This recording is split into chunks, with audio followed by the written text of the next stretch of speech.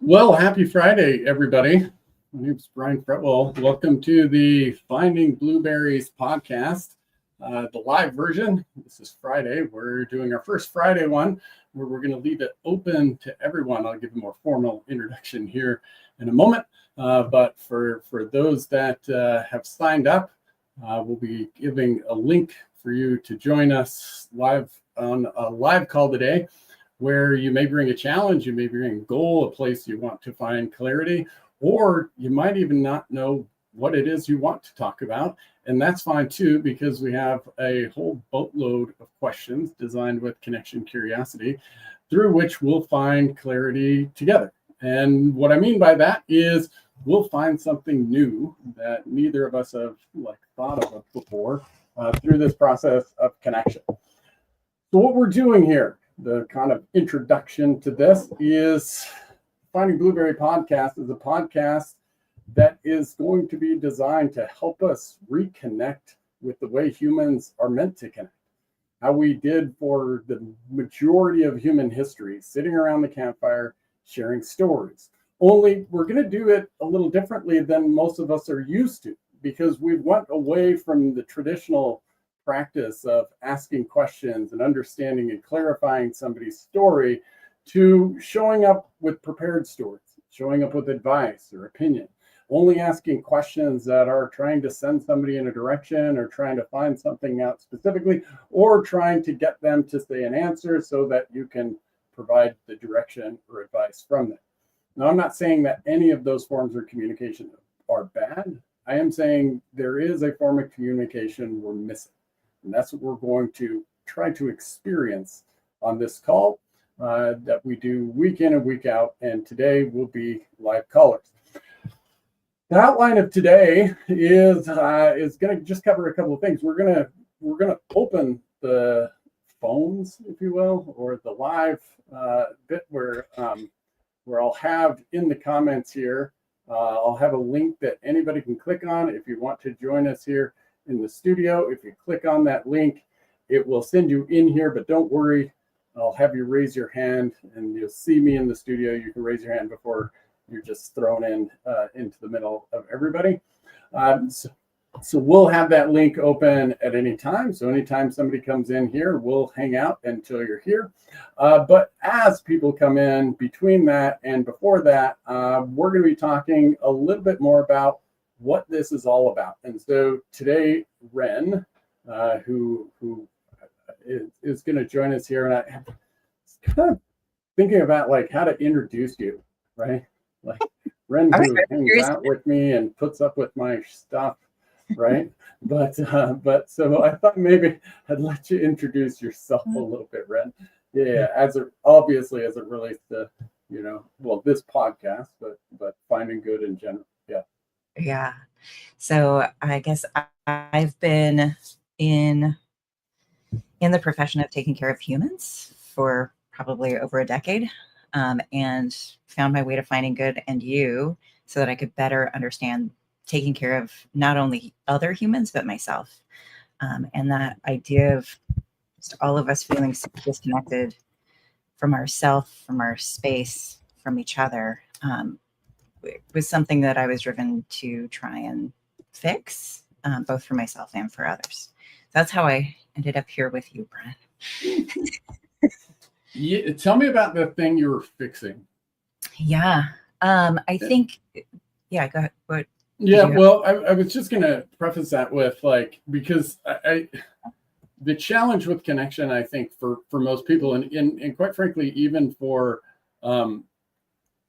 me, broadly, is we know we're missing something, but we can't necessarily put our finger on it. Now, I can do that through the science. I can understand it in the bigger, but still being able to really identify what this thing is that we're missing. I feel it's a challenge for a lot of people. So what is it that you felt that you were missing? The kind of two big things. One, I felt like I was fixing that sense of feeling alone, feeling like no one understood, right? Mm-hmm. So that idea of feeling seen and heard. Um, and then it just also like the exhaustion that comes with that. Right. Yeah. Tell me, so there's some interesting research behind this, not to nerdy up the emotional state, but it's actually like when you said just now, like feeling alone. What we know in the research is like if 10 people are lonely, only 2 will identify as lonely. And I think that for me, I think that part of that is, what does it mean? Like when we say we feel alone, what does that mean? And I'm specifically interested, like in your perspective of that. What does that mean for you to feel alone? Yeah, like for me, like that sense of alone, especially the portion that I was trying to address directly, was that feeling that you're a little hollow, like that disconnection from purpose. Doesn't matter what you're doing, it doesn't seem to be making a difference. And then, why would I keep doing that if it's not making a difference? Yeah, that's so. I'm going to share something, and I try to do this as often as possible, of sharing something that's relatively vulnerable, because I know that asking people on the stage here is a vulnerable thing, right? It's asking them to, especially in the live version, right? And so I know it'll take us a little bit of time to get people comfortable enough to do that.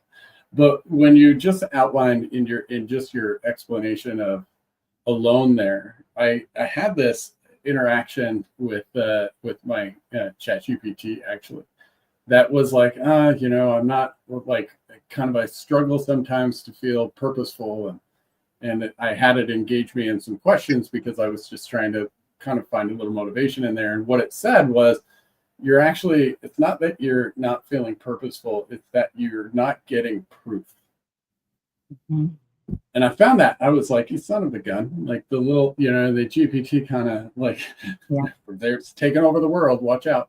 But I just felt I really connected with that idea of like, okay, and for me, and I don't know for you at that time, but like, there were some things that were important to me that I was working towards, but like, if we don't feel like others value that, for me, is like what I interpreted when it said you're not getting proof. I just wonder how that relates to what you're talking about. Yeah, I think that's absolutely what I'm talking about. And I think it's really easy. And I think a lot of folks in helping industries, it's very easy for them to figure out how to help others feel seen, valued, and get that proof. But it's really hard to ask for it or find it in yourself. And that was the real struggle that I was trying to balance. Yeah. What's changed in how you view that? Yeah. And I'm specifically talking about like what changed in how you view how you can get that. Yeah. I think, that was actually exactly where my thought went. Because I think even just in thinking through the framework with you for the first time and going back, right, I went through the motions of what would have been my normal day. And instead of just like going through the motions, like I really thought about what I was getting in each of those interactions. And when I focused on what I was getting versus what I was giving or what the other person needed, right, like that cycle of filling someone else up also fills yourself up. So you're getting the value reflected back. Yeah, I think and I'm glad you went there, even though I was trying to push you in that direction. So by the way, those aren't the kind of questions we're talking about. We'll show you some of those in a bit, just in real time, because I think you and I can just do it so people can see. But that idea of, how I like to phrase it is, it's finding ourselves in the other person. Yeah. Right. And I say that today, and it sounds woo woo, but there's, without getting too overwhelmed, like there's a ton of science behind it. Neurocoupling, neurotransportation, like how we, just how we experience consciousness, how we have these shared experiences. It's that, and we've all experienced finding ourselves in somebody else's story when somebody is telling that story and we lose ourselves, like we lose literally kind of place and time in that moment. It's very meditative, that state, but also we can even experience it a little bit in like watching a movie when we get really tied into the main character and we just have this felt sense of that they're telling our story. Well, the reality is our brain is actually kind of experiencing those stories as our own, broadly speaking. And so finding ourselves in somebody else's story, instead of like this, how we often look at loneliness is, I need somebody to listen to me. It's, I can actually experience connection, feel less alone by how by the curiosity I'm using with someone else, right? And I specifically said the curiosity I'm using with somebody else, not the question I'm asking, because it's not a magic question. It's, am I like using what we call connection curiosity? Am I asking questions with the intention of kind of like finding myself in the other story? And to do that, I have to find clarity. Like I have to help that person clarify that story. And that's the magic piece, I think, that helps the other person, is in me trying to clarify that story and find that, like really kind of paint the picture with the story, or rather help the other person paint the picture with the story. The other person finds parts of the story that they may have overlooked or taken for granted. And it makes me want to just say, like, where we're at in like for this podcast, and maybe it was a good one for this the Friday that we're just starting, to actually, and you can say no, right? And so anybody that comes on stage, that's like the rule for anything, is like y'all can say no to any question. And I say that not just for the podcast, but I think when we look at connection, like, being able to have good trust and boundaries in when we're curious about others and they're curious about themselves, like that's how we build trust. And so being able to say no is as much about building connection as jumping into the vulnerable pieces, right? With that said, I thought I would open the door for you to pick whatever question you want and show the process, because I'm usually the one peppering others with questions. But I thought it might be interesting because we work together and we spend a lot of time together. It's easy for people to think like this, that it's, oh, this is a stranger or somebody I haven't been with, like been around in a while. Where in this case, and what we saw on Tuesday with John, it's if we're looking for that clarity, we can create insights and find stories that we were, as we'll talk about when we talk about John's story, that I was actually a part of. That when he told that story, it was new to me and it was insightful to me, and there were things that I had missed. Yeah. So I just asked and then talked, and then are you game to jump on that? Yeah. Again, no is perfectly fine too.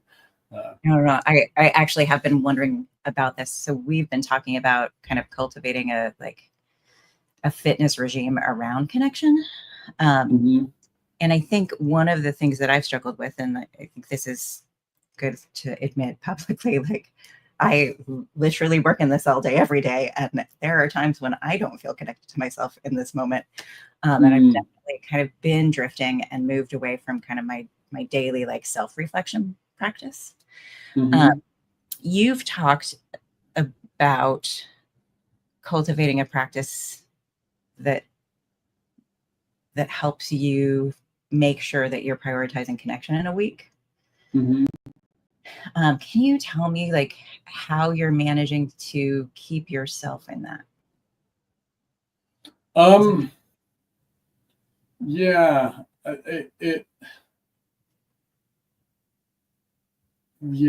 can you say a little more? Yeah. So I think one of the things in particular that you've talked about is like wanting to go out and engage with people more. And I feel like that for me is a slippery slope of, if I don't understand myself, it's hard for me to have a reciprocal conversation with someone. Yeah, so for me, like there's sort of two things that I'm hearing, at least in my experience, and like especially recently, there's this like I've in this transition into this podcast where I'm actually feeling like, yeah, this is what I want to do, right? Um, that staying kind of engaged in connection or in the practice of connection. Um, Number one part of that is really like just removing the expectation of it. So for instance, like last week, I went to an event with my wife and her friends, and it can get really stuck into almost this performative. And I felt it going in. I was, I during the day I was like, oh, it's Friday, and I can talk myself into like we kind of have a rule at the house, like I'm not leaving after 7 o'clock at night, right? And this thing didn't start till 7, I think. So there was this easy part that I could have leaned into that would have been, I don't want to go. But the leaning into connection bit there is really about the curiosity. What could this be and what could I find? And that if nothing is there, then what I found was like I did the thing, right? And it's that removing the expectation is maybe for me one of the biggest, and in that moment one of the biggest things that um, allows me to stay in the practice of connection. Okay. Yeah. And so it feels like there's kind of two things in there. It's removing the expectation, but also like committing to the practice. So indirectly, I think about like this morning, right? I wake up and I like to work out when my dogs are eating. I walk into the garage and I have a little process for like my dogs eat out of these big like little kiddie swimming pools that have balls in it, and then I put food in another ball, and so it takes them like 20 minutes. But often I walk in there and I don't want to work out, I don't want to do anything. And this morning, and my kind of process for that exercise, which is similar to the process for like the connection practice exercise, is okay, I'm in here. Now I put the headphones on, I turn the TV on, and I'm just going to do the one thing in front of me, right? So I do the push-ups or whatever, and then I get done with that and do the other one, and I try to let the momentum carry, right? But if I get in my head like it has to be all of these things, I might fail, right? But if I allow okay, I'm going to commit to this, going outside, putting on the headphones, doing one thing, then normally the most of the time it goes. And I think that like when you think about that in terms of like the connection practice, that like I'm going to go to this social situation, that's the commit part. And I'm going to have an exercise or an activity. I'm going to ask a question, or for me, I'm going to ask questions so I don't talk as much, right? Like that's often the case. Or because I'll either go from talking all the time to talking not at all, or I will actually say like, okay, I'm going to talk this much and then ask a question, but I kind of have a plan. And the plan is I'm just going to try this once and then see where it goes. So it's removing expectation, but having a plan with one activity. It's not outlining the whole thing. It's not like it's got to go this way and this way. It's like, here's what I'm going to try. Maybe I try it once, but I'm going to commit to at least trying it once. Maybe I try it more than that. And then I get to reward myself because I showed up and I tried something. Yeah. That was a long answer. That was a long answer. Can we maybe go a little into kind of the resistance piece? Because I feel like the example of your morning workout, right? Like you have clearly cultivated like a pattern that you can reach out to. That I screw up on all the time, just so we're clear. Yeah. Good. Yeah.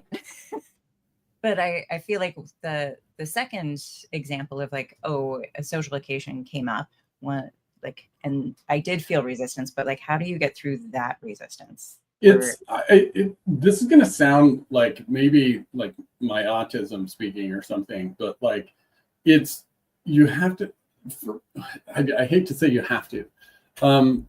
because it's not true for different people, but like it becomes easier when you actually acknowledge its work. I think that we have this idea that like we're supposed to magically connect, or we're supposed to be good at that, or it's supposed to feel like whenever somebody was like says we're going to have an organic conversation, it's bullshit. You're just having a habitual conversation. It feels natural because the other person has the same damn habit, right? The idea of like it just comes down to like connection is work. Yeah. And if I make it too much work, I might not do it. But I need to acknowledge that it's work, that I can play it, right? And so that's the same like running. It's work, but like tons of people sign up all the time because it feels a lot like play when they get autonomy in it, when they get to explore it in their own way. If I have if I'm approaching connection with this is how I have to do it, or this is what I need to get out of it, there's no room for the exploration, and the work just feels like it feels performative, feels like drudgery, that sort of thing. Yeah. And so when you're in those conversations and maybe it is drifting away from feeling like play, like do you have any like habits or rituals that you can pull yourself back in, or like pull the ripcord and get out? Yeah, I don't know. I think maybe the most important like ritual of all of that, or maybe the most helpful one to me, has actually just been like being a little like nicer to myself. And what I mean by that is like countless years of like just leaving a social situation and beating myself up for having talked too much, or you know what I mean, said the wrong thing. And especially, when I was drinking, and I wasn't like drinking a lot, but I certainly noticed it. And if I don't, like now I don't have the one or two beers that with the social lubricant, and I used to blame it on the one or two beers or more beers if I had more beers in the situation. And what I found is like, oh, I'm sober and I still say dumb shit. Yeah. Me too. Yeah. Like son of a, yeah, can't blame it on alcohol anymore. Like, yeah, you're just, but that idea of like, but understanding that is like, oh, and I'm going to screw it up. And like, yeah, that didn't go how I wanted it to, but like, maybe I don't have to, it doesn't have to be connection every time. It doesn't have to be a deep conversation every time. And I'm human, and I might show up tired. I might show up these other things, but if I tried and I showed up, good. And then if I have, depending on the situation, like there are times where I will be more prepared and I will be more planned, because I do want to have higher experiences, but it's, if I don't give myself, if you will, like if I'm not easy on myself on the, day-to-day things, then I'm going to be so overcritical on the important things that I'm just going to avoid them, like. Okay. And then like I feel like you got to do that connection piece with John on Tuesday in a way that maybe you haven't done with him before. Like what was your favorite part of that conversation? Yeah, well, I would say like John and I have had those conversations a lot, but I didn't get to like his experience that he shared that day was, I do remember the call now. It took me a bit, but my favorite part of John's call was him sharing that, honestly. Like it was, I mean, it was him talking about that strength, like that, like there was this surprise, and I'll go into the strength part because that's more salient in my head right now. But like when he was talking about being present, it was actually the fact that he couldn't say it, that he was just saying I was listening, or it was this, and it was just like so obvious to me, like you are one of the most present people I know, and yet you're not saying this out loud. And that for me, it just hit me like, oh man, like almost felt like a bad friend, right? Like, oh, like I need to be letting you see this more, because that presence is, directly impacted me. But like, when he was sharing that, like, I just remember that, like, this sort of surprise almost that, holy cow, he doesn't see that. I want to just chime in here for anybody that's watching on any of the places we're streaming. I think we're streaming on Facebook. It says we're streaming on Instagram, but I have no way to track it. So if you're on Instagram, what I'll do really quickly is show you in the banner, like if you click on this or just type this into your computer, you can join us here on stage.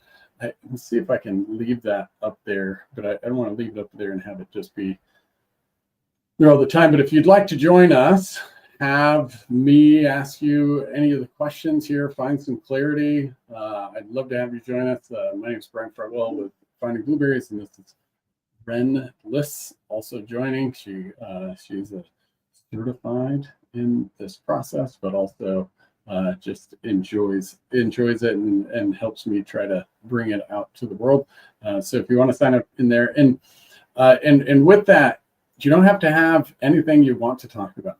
We can find something and find that clarity. I know I got an email the other day from somebody that said, they really just joined because they wanted to have a conversation, right? And I think that's just a fantastic way, or they didn't feel like there was a whole lot of people like around them and feeling that isolation. But it's also like the conversation with John was just, finding something new, like this process of just engaging people's experiences is I think, one of the biggest things that we're missing.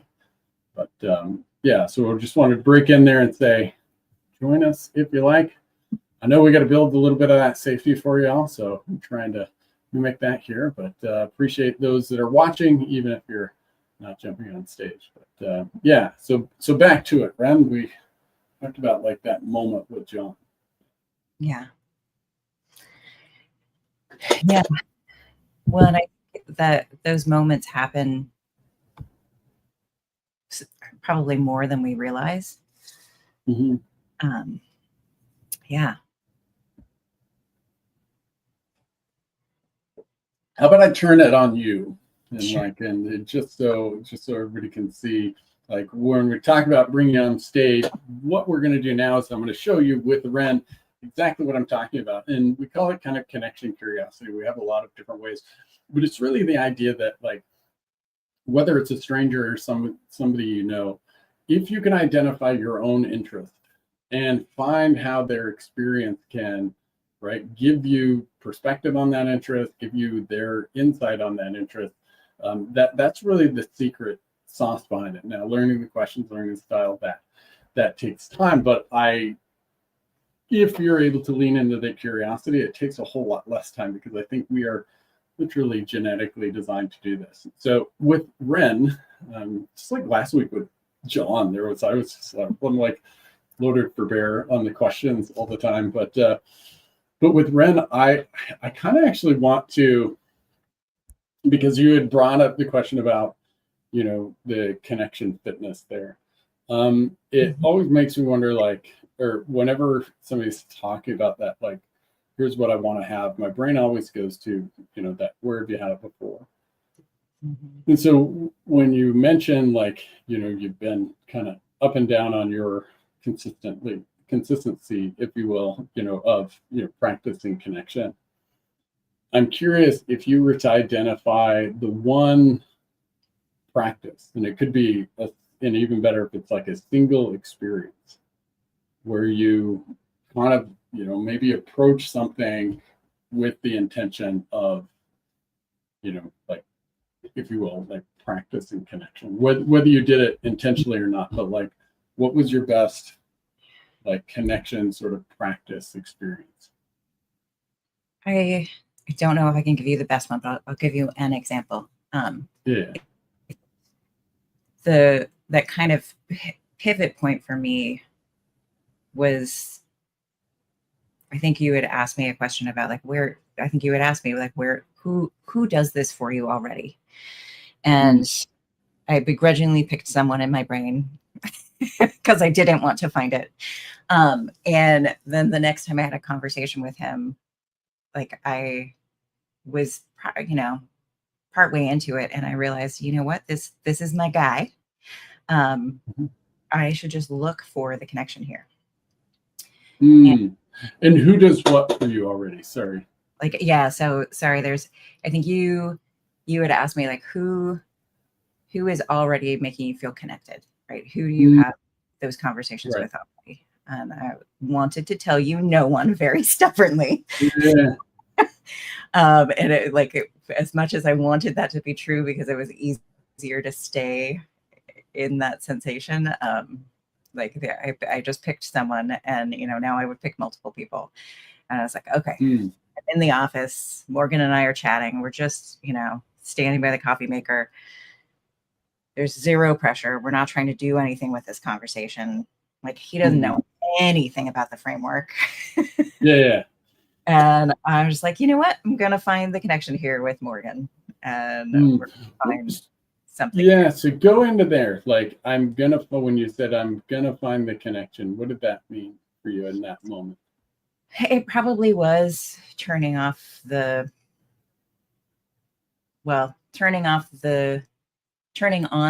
idea that I wanted to find the thing that I wanted, the connection, Mm-hmm. and that connection is abundant if I just Mm-hmm. look. And then I started to look.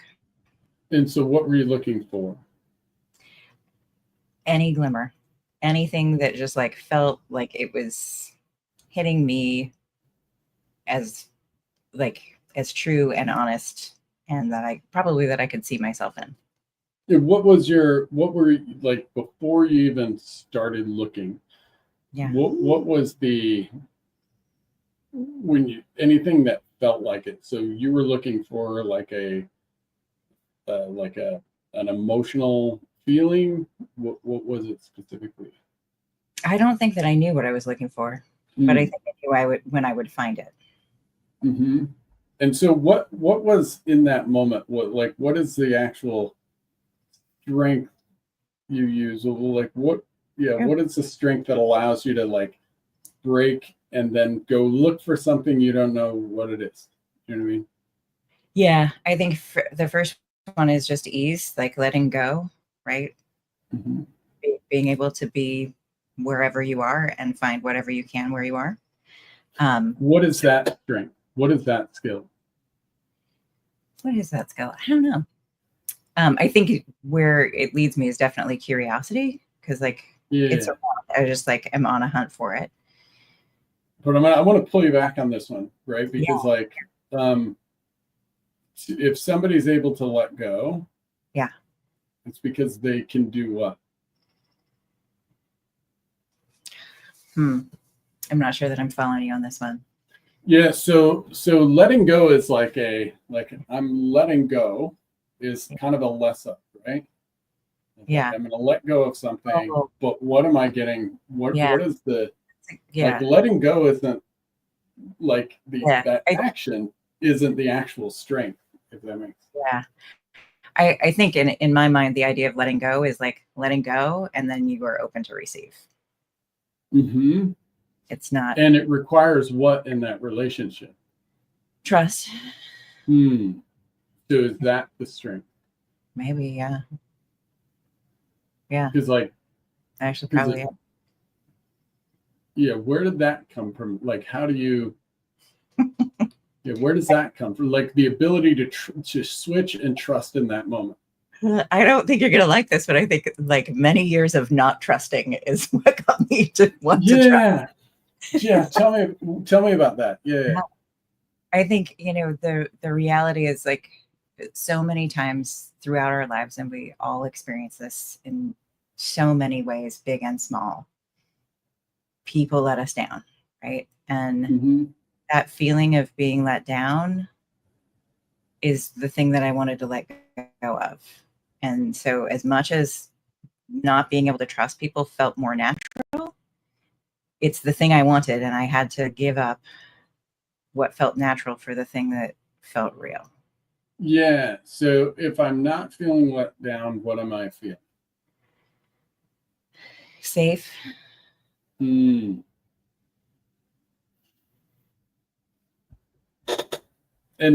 how did so this skill of like trust is about like creating safety?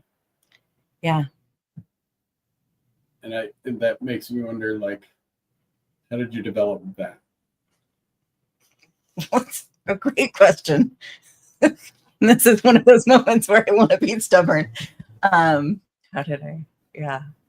Safety. Yeah. I think empathy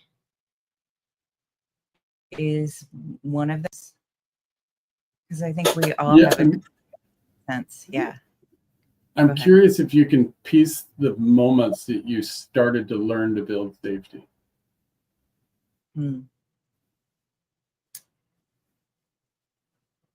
Yeah.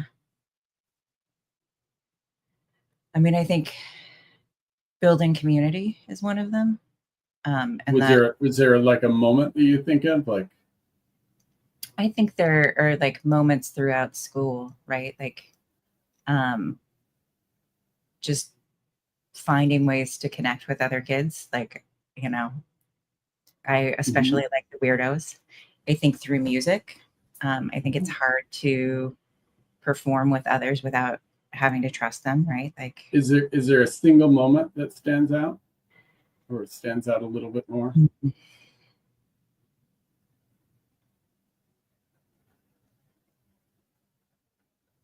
A single moment, yeah.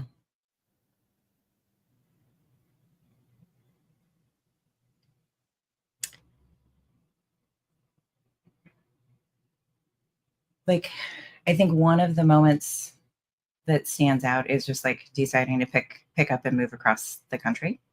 Yeah. Let's talk about trust. Okay. Yeah, tell me about this. Like, what?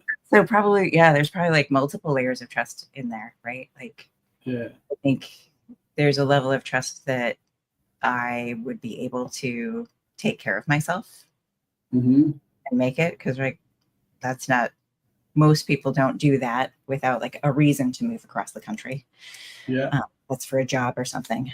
And I think where I landed too gave me access to see family more. And so how did you make it safe enough to move for you? How did you make it safe enough for you to trust yourself in that moment? Like, yeah. I think the reality is it felt like there was no other way. Yeah. Tell me more. I think there was probably a lot of reflection and just the clarity that to stand on my own, I needed to be on my own.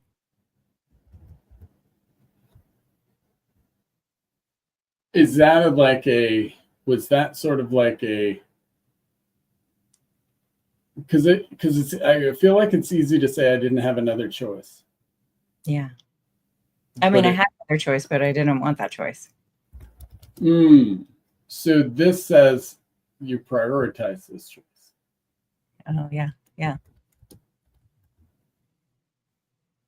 I think it maybe prioritize myself, maybe not the choice, but like myself. Yeah. Like the ability to respond. Yeah. What were you going to ask? No, I just was curious about you processing what you just said. Because it sounded to me like safety was actually like in this moment, it wasn't, I didn't have a choice. It was about you prioritizing yourself. Yeah. And that that's where the safety and the trust kind of overlap. And so I want to bring that back to this conversation. Is the moment that you stop and like switch to connection, maybe we'll say that, like trust yourself to change the conversation. Is that kind of like choosing yourself? Yeah, for sure. Like and prioritizing what? I mean, it is just strictly prioritizing me in that interaction. Yeah. And then the outcome of the interaction in prioritizing yourself, did you create connection? Yeah. Yeah. That was fun. And for those that are watching, here, like, stopping here for a really specific reason, right? Because for me, like, the discovery happened in a couple of different ways, but I always like to, with Ren, kind of get your perspective of the conversation. Like, the idea of connection is that we end up clarifying something that, if you will, is new for both of us, right? And so I'm curious what in the conversation became new for you. Yeah, I think the reality is that, like, that practice of connection, like prioritizing myself, like that is a skill that I've always done.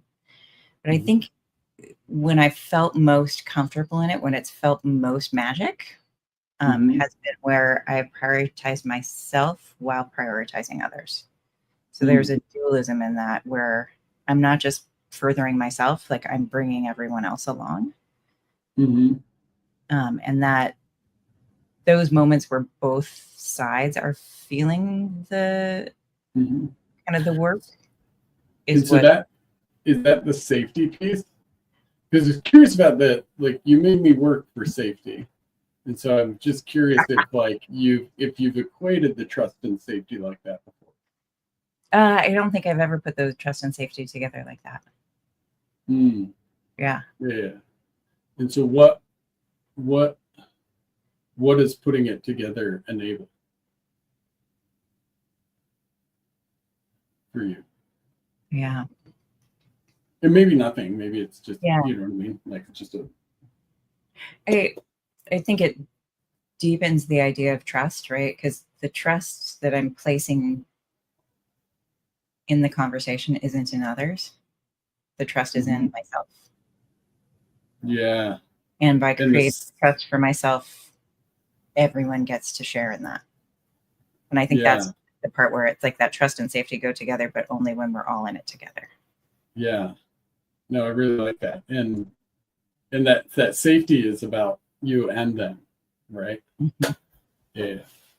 And we got somebody that joins us, so I want to kind of wrap up and debrief this one a little bit, and then India, hope to if you're game to come up on stage. We just had a really good chat with Ren, and so like now I'm just jumping on the bed. I feel like I'm getting warmed up, but but I want to outline for people like that the sort of like the process, and I maybe even give you a chance, Ren, of like, what the hell did we just do? Well, I think honestly, like we just continued the initial conversation between where I was asking you random questions, and kind of deepened my understanding of what it is I'm actually trying to find and cultivate with consistency in my life. Yeah. And there's this concept, and I was really thinking I almost might probably make a video sometime this week about it. The difference between getting somebody to admit something and getting them to declare something. So when I worked in juvenile corrections, getting a kid to admit they had done something wrong is an order of accountability. But as I look at it, the real accountability is when you can get them to declare something. Here's what I mean by that. If a kid, and this would happen, relatively consistently, maybe a kid throws a swing at somebody else, right? And getting them to admit that they did that if nobody else saw it is a level of trust. But there's a deeper sort of like thing that I'm trying to look for, which is, why did you do it? Because if I can get them to declare why they did it, then I can actually connect with them. And what I mean by that is that's where my story and their story overlaps. Like, I might not have punched somebody to feel safe. I might not have punched somebody to feel in control, which is generally some of the things they talk about when they declare. But if I now declare what I need, then, and what we did here is when you said it's safety, then the next question is, tell me where you've had it before.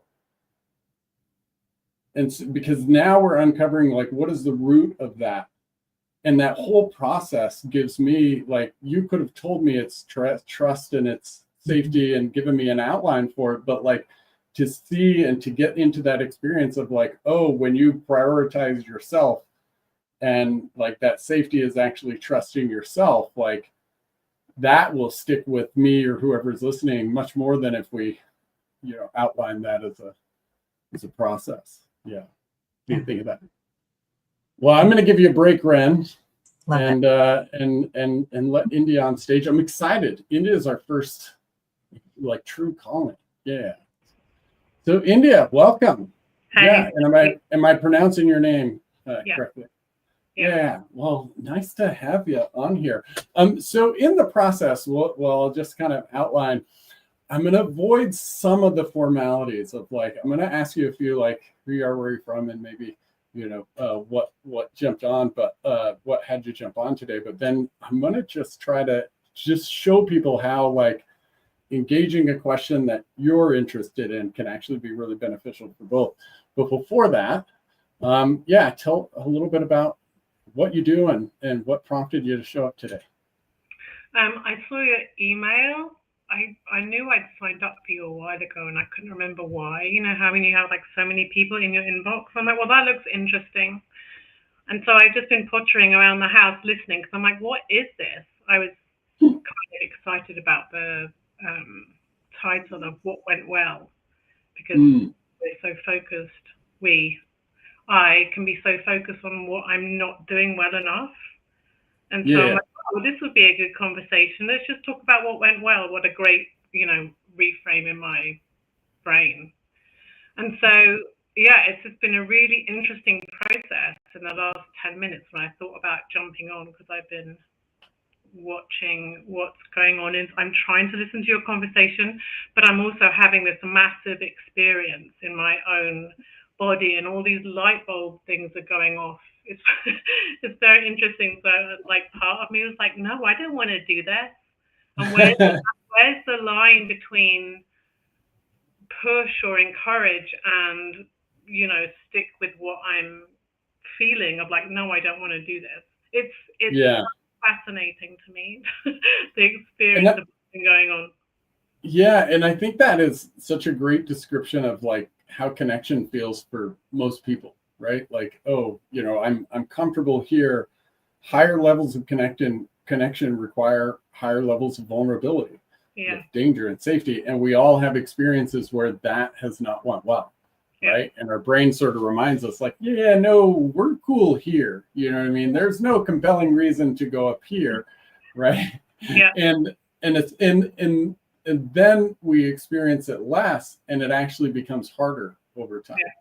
I like what you said about, that connection is work. That really struck me because I'm a person that's always trying to have connection and maintain connection, but sometimes new connection, I'm like, oh, well, that doesn't feel good, so I don't want to do that.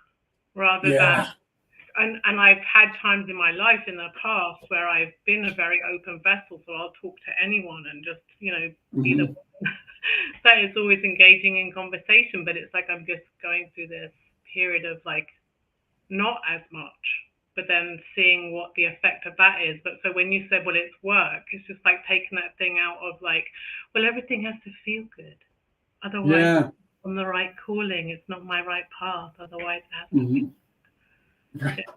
And when I look at like the impacts of connection, they mirror very closely. And I say this because my wife is a therapist who has a mindfulness focused practice.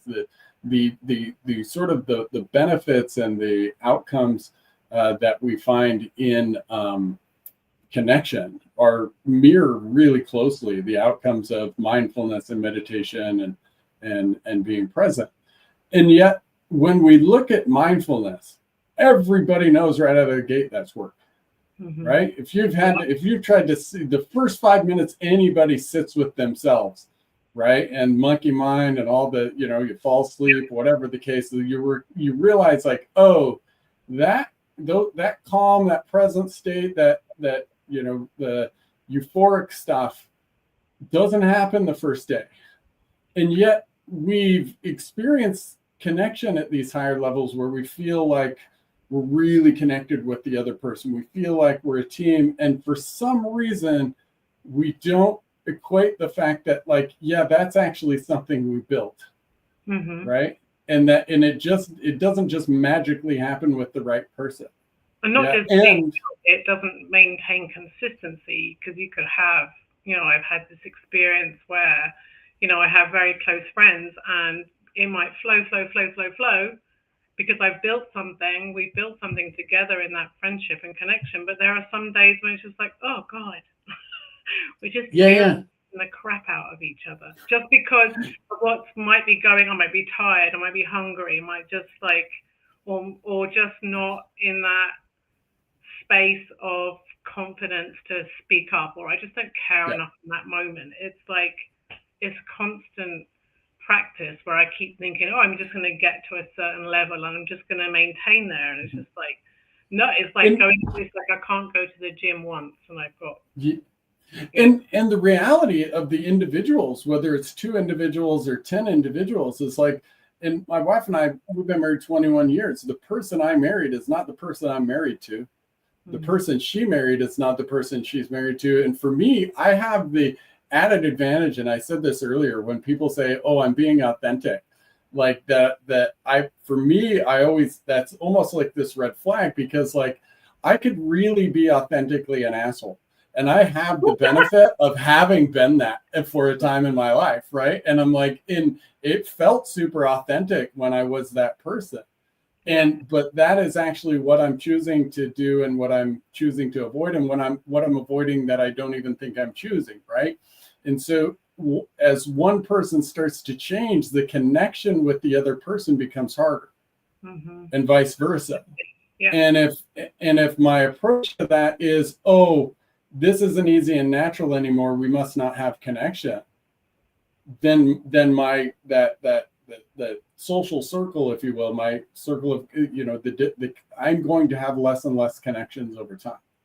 Yeah. Or I'm just going to go into some, echo chamber that everyone agrees with me, and lose myself in there. Yeah. So you'll lose connection to yourself. You might maintain connection to them on a superficial level, but the connection to yourself is gone. So is it okay if I jump in? And since you liked what went well, I'm going to start with a question like that. Is that are you game to be the first participant? Go on then. So just to outline it, and I like to just outline it to provide safety for anyone. If there's questions I ask that you're like, no, we're on a live recorded call, so like feel free to say nope, that's not there. But also don't feel like you need to answer right away. Right. So, if you need to process it and think about it, and I have no necessary, like my only, if you will, direction is clarity. And as we say, finding myself in your story. So you mentioned talking about, what went well and how that sounded engaging. And so what I'd like to ask you is in the last couple of weeks, what is one thing that you think has went well in your life or work or wherever, but that went well because of you? The first thing that comes to mind is I'm starting to learn to paint. And I wanted to throw all of my paintings in the bin, in the trash, because I'm judging myself, but I feel like it went well, not actually maybe the outcome of the painting itself, but the outcome of me saying it's a process, and that trusting the process, and that I'm learning, and that learning can be uncomfortable. And was there a specific day in the last couple of weeks that most represented that? That you felt like you were in that participating, doing it kind of stage? Yeah, I'd say a couple of days ago, I was just going to my friend's for dinner, and I thought, oh, I'm going to paint her because she bought me a painting set with postcards in, Mm-hmm. like blank postcards, and I thought I'm going to paint her a picture, and I didn't really Mm. care about the outcome. I thought I'm just going to enjoy this, and Yeah.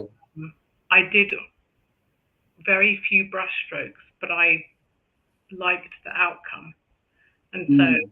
because I was just enjoying it, and Tell then me about. yeah, go on. Oh, go ahead. Yeah, and then what? No, and then I allowed myself also to look at it and think, well, that's quite good. Yeah. Tell me Well, about. Tell me about as you were doing it. Like, what was the actual feeling while you were doing it? What did you feel and what did you not feel? I felt an openness to the process, and I think that what was an element that I was not feeling was this constant like, that's crap. Mm-hmm. Why are you wasting your time? Like Yeah. I just kind of like that silenced while I was just in the process of enjoying like, oh wow, that was a good brushstroke, and just like, What oh, I'm just gonna play. What is the the skill to be able to be in the process? If you were to describe it as like somebody that can be in that process has what strength or skill? Like what do they know how to do?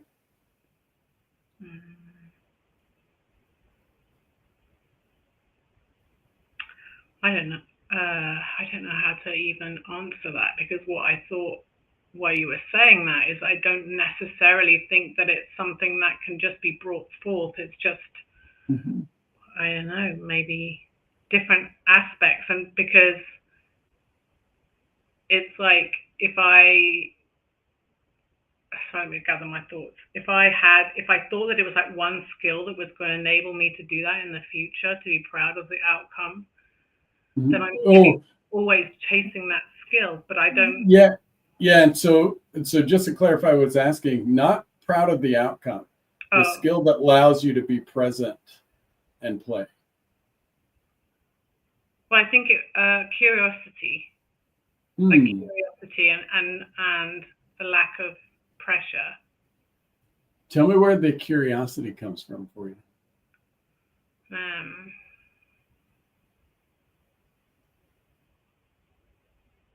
I don't know. It's like a quieter space within myself where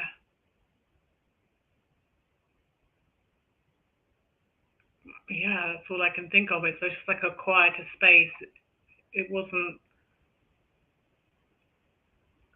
It wasn't of like, oh, well, this is where I want to get to, and this is. It was more of like, oh, I wonder what would happen if I just painted in black. I wonder what would Mm. happen if I just did this brushstroke. I wonder what would happen if I put more water on the brush. It was more a discovery process, but where it came from, I don't know. I think where it didn't So come, yeah.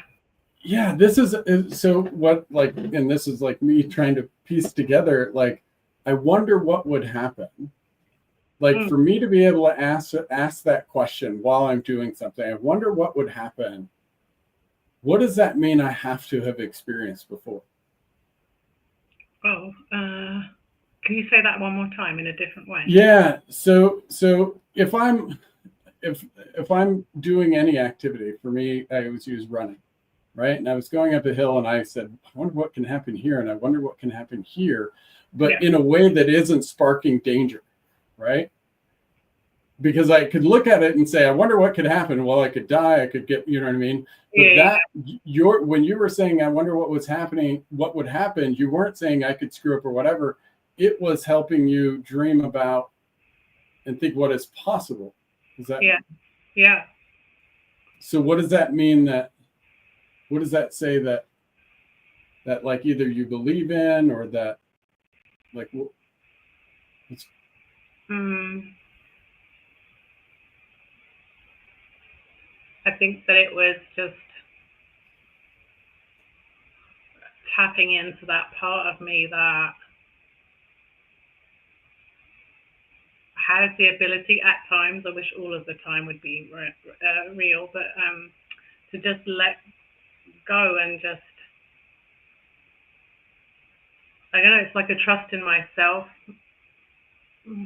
Wasn't it trust in myself? Trust in the process. The trust in. The word. I don't know how to answer it. It's like a not caring about the outcome and then just trusting in the process, because there was some kind of realization in me that if I keep myself in this small little container, that I'm not going to be able to progress in the way that I feel like my soul is calling me to. Yeah, and it makes me think that you've had experience before where you've been asking yourself, I wonder what could happen, and something maybe magical happened. Oh God, yeah, that's happened many times. That's what I'm saying about that ability to be able to always be in that flow. Like, yeah. So it sounds like for me, it just, in what I'm hearing is like when you're asking that question and being present is about sort of like leaning into the magic. Yeah, totally. I don't know how to define that, but yeah. How does that sit with you? It's like a carelessness, like not like careless as in that I don't care, but it's like carefreeness. Then maybe like I feel like I've done that quite a lot in my life, where I've like sold everything, booked a flight, just been in that moment. It's like at the beginning of the year, I said to myself, I want to live an unquestioned life. Not that I don't care about anyone else questioning me. I want to stop questioning myself, because I feel that I'm really alive when I just follow like these, like, I wonder what would happen. Like last year, I was like, I wonder what would happen if I went to live in Mexico. And then I'm like, I wonder what would happen if I contact that person who lives in that little town. I wonder what would happen if I asked them to jump on a call. And before I knew it, I was living in Mexico for 4.5 months, because I was just like, I wonder what. But it's like, it's painful for me to not be in that place of trust. And what's interesting is when we ask about like what is the strength that brings you in here, like that question, I wonder what would, opens the door for you to allow the magic to kind of happen. Yeah. Right? And then like even when you were painting 2 weeks ago, when that magic happens, you and the world are better how. Yeah. I feel like I'm present in the moment. I'm not like future doom casting my life. I'm just like, it feels more of a collaboration. Like I enjoy that feeling of like, if I put my foot out, there's going to be something for my foot to land on. And it's painful for me when I don't act on it. Like jumping on this call, I was like, I'm like, I don't look my best. I'm doing a hair treatment. I'm like, but there's all these things that stop me from like, well, I can't do this because, or I won't do that because, or I'm not doing this, or this isn't the perfect moment. And it's just like this curiosity in me is like, well, what about if I just followed every time and stopped worrying? But then there's this other part of me that thought, is it abusive to myself to get on a call when I don't feel that great in myself? Right. Is it like, because I feel like there's this balance between like allowing and pushing, and pushing in a way that's encouraging, or pushing in a way that's abusive to myself. And I wonder if before the call, that question of I wonder what if came up. Yeah, it was there. I feel like I had to slightly push myself, but it was like, I think that the I wonder what if has been this thing of like, it sounds like you're diagnostic for answering when to push and when not. Yeah. But it's yeah. So I'm gonna pause us right there.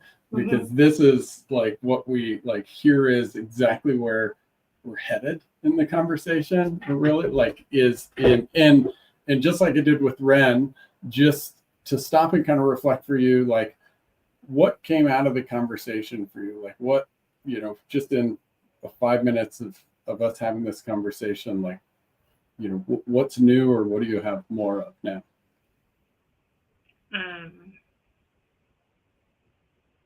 I think that there's questions that you've opened up in my mind that I can't articulate them, but I feel like there's something going on in the back of my mind that, and also,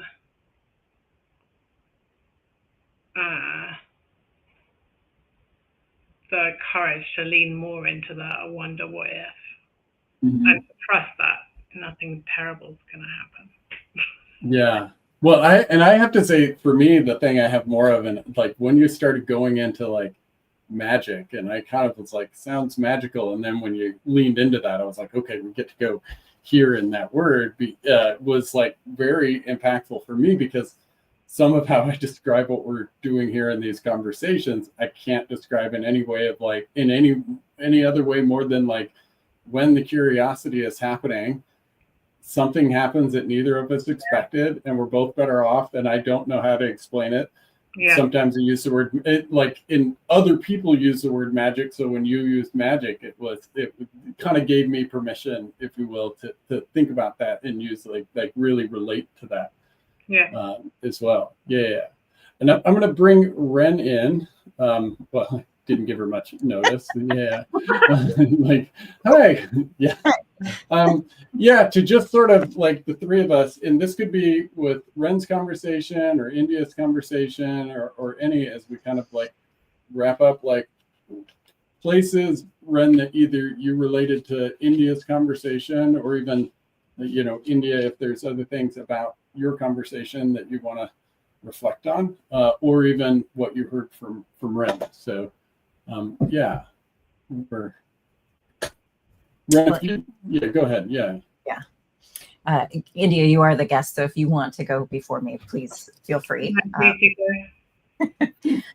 think there were a handful of things that really struck me in the conversation. I think there was a moment where you kind of almost stopped yourself from admitting your strength. Like you talked about tapping into the part of me that has the ability to just let go and trust myself. And then you said, I wish that was me all the time. And then I was like, I wonder if that actually is you all the time, because you have that diagnostic that Brian called out of the questioning of, I wonder what would happen if, what would happen here. And I think that wonder maybe does let you be that all the time. And sometimes you're right. You just need to take care of yourself and back off. And then I really loved the moment where you're like, if I keep myself in this small container, like I won't be able to do what my soul is calling me to do, something to that effect. And I was like, oh yeah, like that diagnostic, that wonder really plays into making sure that you're following your soul calling, which I think is really cool. Yeah, absolutely. Yeah. Thank you for that reflection. Yeah, I'm curious for you, India, is there anything reflecting on your conversation or maybe even the conversation you heard with Ren? I can honestly say that while I was half listening to your conversation with Ren, because I was going through such a deep process in myself, I was trying to like be present. But what I got from the conversation is the overall thing of like the power of two people looking at one scenario. I mean, that was just incredible to me, how you were seeing something from a different vantage point. And Ren, obviously, you're a very self-aware woman, but it was like there was still this thing of like someone else coming in and being able to bring more light and depth to it. That kind of hit me. Yeah. How beautiful. Yeah, and that I like bringing that up so many times, like with people that like when I talk to them about these conversations, oftentimes they think it's coaching, but this isn't. Like the connection can make better coaching, can make better teaching, can make better leadership. But what we're doing here is that in that curiosity, like my job is to say, do I actually know the story this person is telling? Mm-hmm. Because if I don't see it clearly, if I assume parts of it, if I'm not like saying, you know, like that's where it goes, you said this word, but what does that word mean? Yeah. Is actually about like being able to find myself in the story. And I can't do that if I assume parts of the other Yeah. story. And the sort of magical piece is what we know is that when we think about our own stories, we sort of fill in the blanks. It's our brain's way of being efficient. But when somebody asks us to really clarify those details, that's when the thing that like my brain said, oh, I already know that. Wait, now somebody asked me and now I don't have a word for it. And then I get a word for it.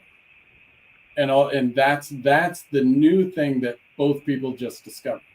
Yeah. Like with Ren, safety wasn't a new word, but in that context, it feels new and it has a different definition. And India, as you reacted, if you will, to being magic and magical, wasn't a new word, but it was a new context in which we were using it.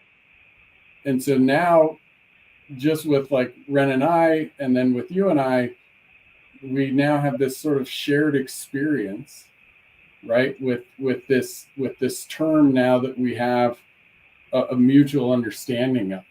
And so now with now both of us or all of us are a little less alone with that experience. Right? Yeah. And in our broader experiences. And in that we provide help to each other without helping each other, without advice, without telling each other where to go, but just in the being very present in the experience with each other. Yeah.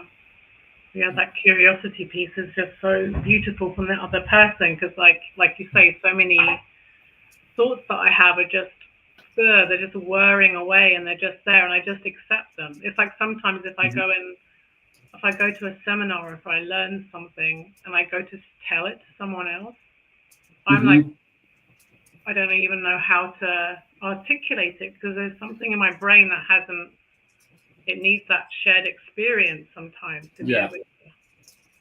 Yeah, and what you're describing there is what we all need. Like even like our ability to be self-aware is limited to our ability to connect.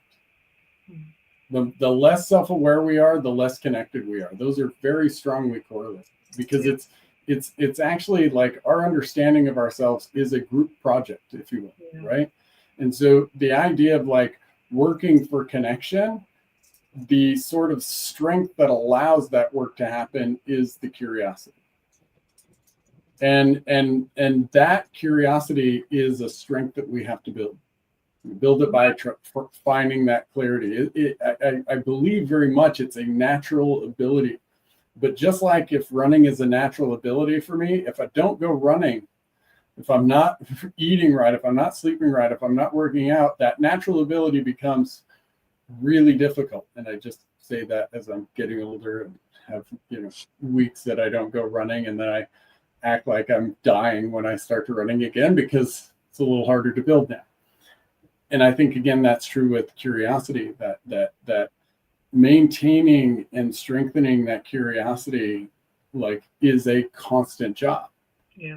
And that curiosity is in others and in ourselves. And the more we can then start to be curious of others, the easier it becomes to be curious of ourselves. Absolutely. Because we see the depth in them. Can I ask you a question, or do you have to stop? No, go ahead. Yeah. Ren, I don't have a schedule for anything. But yeah. What comes up for me a lot when I speak to people and they're like wanting to have external connection, like the first thought that I always have is like, is there external connection a need really for internal connection? And so I wonder whether there's like an absolute truth in this, that it's like, it's always an external connection, it's always an inner curiosity, or is there an yes and place of the external? as well. Yeah, no, absolutely. We absolutely need external connection and validation. The trouble is how we define that. If my definition of external validation is somebody telling me good job, somebody like being interested in me, like while that's needed, while that's helpful, that's not the only way to get it. Because what happens in this conversation is validation, like external validation is the thing that I worked on, the thing that I care about, the thing that matters to me is recognized and validated and valued by the other person. Right? And when I think about, and that's like sort of, if you will, the literal definition, but that can put it into my hands because now, as I explained to you after your call, like after we had the conversation, for me, I've sort of used the word magic. And somebody 2 weeks ago was on the podcast and used the word magic. And I'm like, yeah, it's kind of magic, but I don't know if I'm going to say that out loud. Your story validated my experience. And when I talk about finding ourselves in somebody else's story, we can use curiosity. And I believe this is a much, if you will, it's, I would say healthier, but it's also a very much more in my control way of getting the validation I need. Because now I'm not waiting for somebody to listen to me, waiting for somebody to be interested in me, waiting for these things that I have no control over. Not to say I don't want them or I don't want to be in relationships where that's not happening. I absolutely do. But if I'm dependent on those things, then I might not get the validation that I absolutely need. And so this process is where I talk about, like, I'm asking this person a question that I'm interested in, right? It's about being able to create the validation I need by just seeing that you care about it too. I don't even have to tell you that that's what I'm looking for. That's what I care about, you know, and you can experience this, get the validation you need, and we both leave a little better off. Yeah. I think it's a brilliant question. I think that I think there's a broader sort of limited understanding of what validation means. And we think it's the thing that somebody else provides, and that's true, but how we can get it from the other person is where I think there's a lot of limitation. Yeah. And I just believe we are designed to connect in this way so that we can get the things that we need at any time. Yeah. Right. Yeah. Well, thank you both. I'm gonna thank India for doing for asking the question of what would happen if, and then pressing the button and showing up today. This was amazing. I really appreciate it. Ren, as usual, being the guinea pig, want to or not, jumping on and opening the door, because I think that opened the door for the conversation with India as well. And you know, getting that definition of safety and the definition of magic, I think is helpful for anyone watching this. So I'm going to say goodbye to you two, and then just do a little wrap up here. Yeah. So anybody who listens to this live, or if you're going to listen to it on the recording, I hope you enjoyed that half as much as I did. When we think about these ideas like safety and magic, things that we believe in, things that we care about, the experience of feeling like I'm the only one that cares about that. I'm the only one that this matters to. I'm the only one that's struggling with this. I'm the only one that wants to have this is super common. It's sort of our brain's protective mechanism, right? That the thing we care about, we don't want to say out loud in case somebody else says it's not worth caring about. The thing we're good at, we don't want to say out loud in case somebody doesn't think we are. And that's, I think, where connection becomes so powerful, is that in searching into somebody else's story and being curious about someone else, we find that they care about it, that they are working on it, that they struggle with it, that they have had it and not had it at different times. And in that story, our own story makes a bit more sense. In that interaction, through that curiosity, when they say it, we get to feel it too. And in that process, we get permission to be ourselves, permission to care about the things we care about, to do the things that are important to us. And in India's words, create a little magic when we do what Ren said, which is trust ourselves and create safety for both people.